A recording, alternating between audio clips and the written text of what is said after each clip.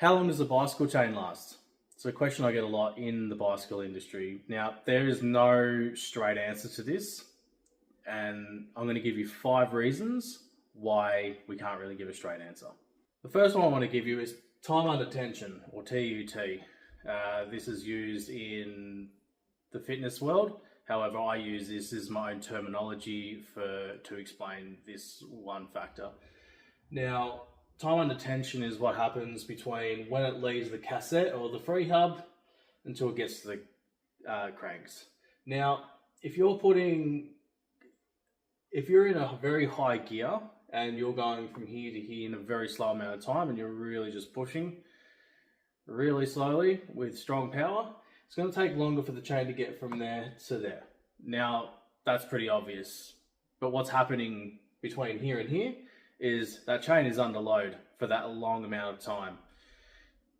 That puts a lot of excessive wear on a chain compared to if you're in a higher gear and you're spinning quite fast. Well, to give you an example, we're going to go as an example of 50 revolutions per minute versus 120.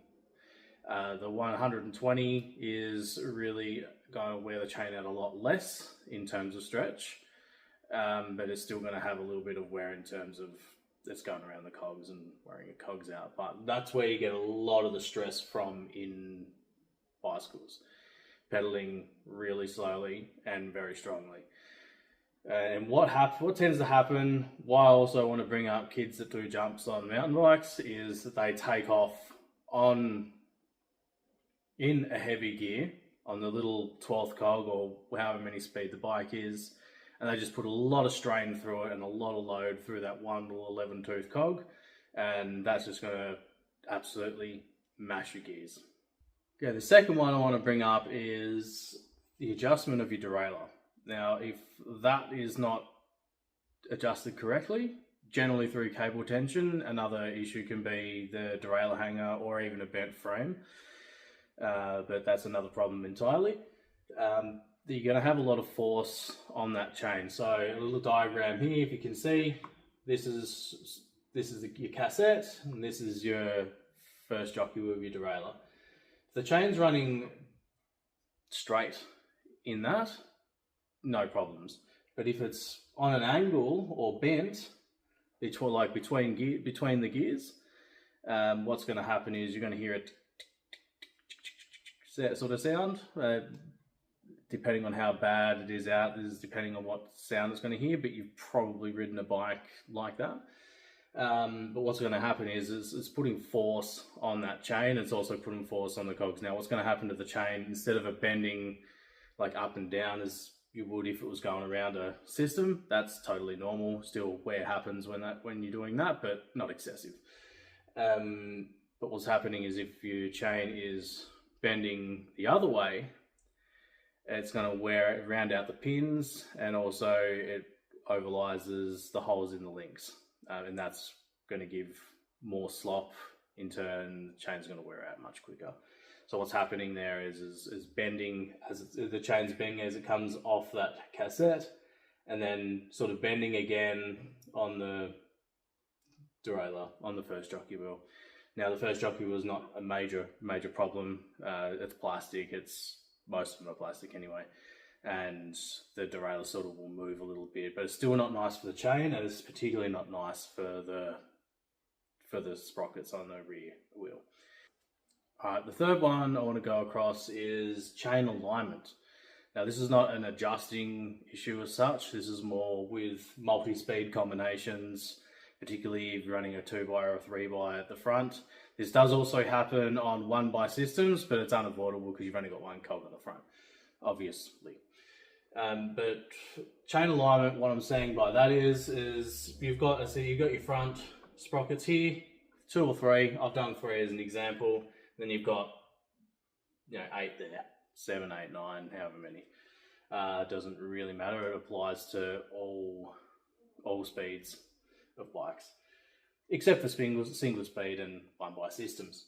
Now, if your chain is running from this second cog here right down to, say, the 3rd or the 4th or wherever it may be, this is pretty normal. The chain's kept pretty straight. Obviously, you can't have the chain straight in every single gear because unless you've got 8 here and 8 here, which is not a thing in the bicycle world, you're always going to have a little bit of a bend, but we want to avoid that where possible if you want to have prolonged chain life.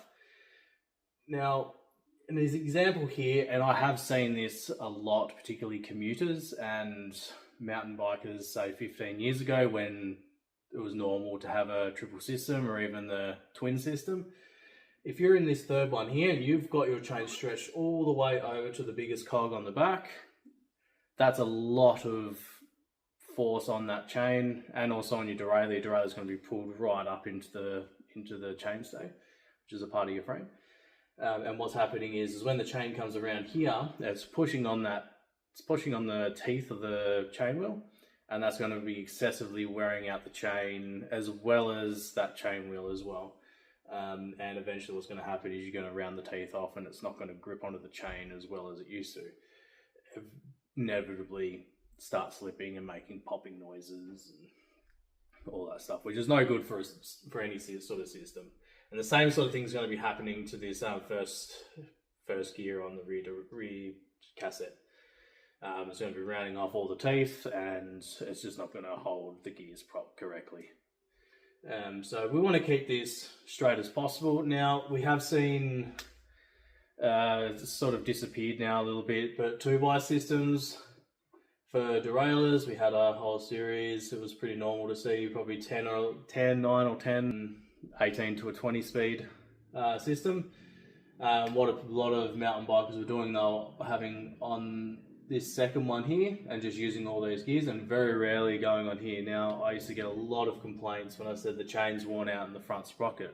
How come this one hasn't worn out, but this one's worn out, but this one hasn't? Well, it's because you're always using that one.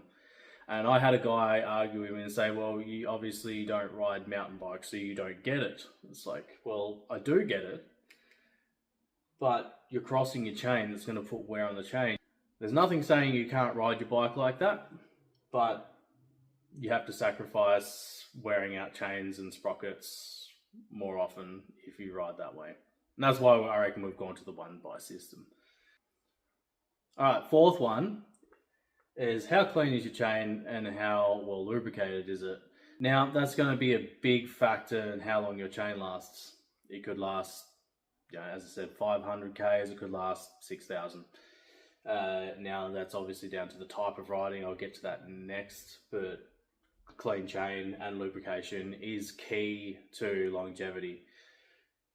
Now, there's different lubes out there. It does get confusing. I've had a lot of people talk to me about it and how confused they are around it. Now, one thing is a lubricated chain is going to be better than one that's not. So if you're in an emergency and you have a dry chain, someone offers you some lube, it's not quite the right one, you're better off using it, and then just once you're done for your ride, clean the chain, put the correct lube on. Now, I'll give you a couple of examples. So there is a chain wax. This is more of a road bike thing. However, I have seen a couple of brands make one for mountain biking. Now, that has to go on a completely clean chain and applied 24 hours before the ride. That stuff is quite good, but it can be high maintenance. There is also just chain lubes. There's a dry, there's a wet. Now, the difference between dry and wet is for like muddy applications or really wet applications. It sticks onto your chain, but it just makes everything sticky. So that's probably good for winter mountain biking or your commuter guys that are riding lots of miles in like dirty applications. Like you're getting wet, you're getting dirt, you're getting grime from the road through that chain, and they're doing 100, 150 Ks a week unknowingly, because they only think they're riding 10 Ks each way to work, but 10 times 2 is 20, 5 days a week, that's 100 Ks, and some people do a few more than that. And yeah, there's a dry lube. So dry lube's probably more so like summer applications and road, which is one you're going to use a bit more frequently, but it's not very claggy like wet lube. The fifth and final one is the type of riding you're doing. So if I jumped on a road bike versus jumping on a mountain bike and rode the chains till they were worn and measured the kilometers, the road bike's always going to win the distance, because I'm going to be pedaling flat, I'm going to be pedaling efficiently to get that endurance. Is where if I go jump on an enduro bike, I'm going flat out where I can. So a lot more force is going into that chain. That's a factor you've got to take in. But someone who has strong legs like I do versus someone who doesn't have as strong versus someone who has even stronger legs than me, we're all going to wear chains out at different rates. And the difference between type of riding and how you ride your bike, with all the other factors that I explained earlier, that's going to give you a very big variance. My sort of thing I used to tell people, a chain could last, I've heard of 300 kilometers, I've heard of 6,000. It's just, yeah, there's no way to say how long it is. But I hope this gives you an idea of why we can't really say how long does a chain last. It doesn't really work that way. It's all down to that person and how they ride, how they maintain. We call it cadence, which is RPM or revolutions of the crankset, and how much force we're putting through the chain, and also how you maintain your chain. They're all the factors. I'll leave that one with you. Hopefully you've learned something in this video. Please give me a follow or a subscribe, like the video, comment if you have any questions or feedback. More than willing to answer, and if you have any other video ideas, let me know below. Thank you.